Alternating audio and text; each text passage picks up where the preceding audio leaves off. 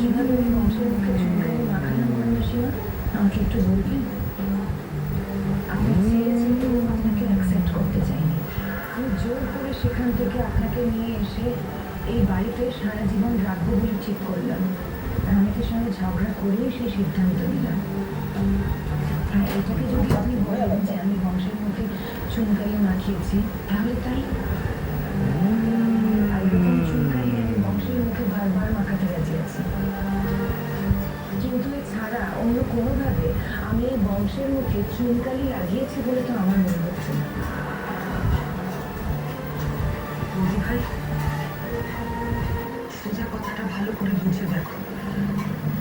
আমাদের জায়গায় থাকলে তুমি এই কথাগুলোই বলতে তো না। বলতাম না দিদিভাই, আমি যদি বুঝে যেতাম যে মানুষটার সংসার করার কথা সেই থাকতে চায় না, তখন আর আমি তাকে এসব কথা বলতাম না।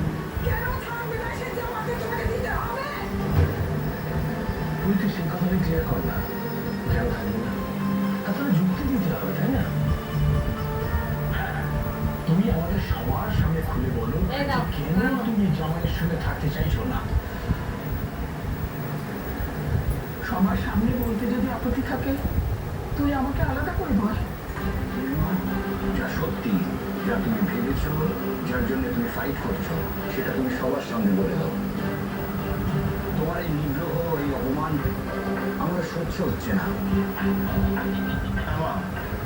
সবার সামনে তুমি কারণটা বলে দাও, আমরা তোমাকে বিব্রত করবো না।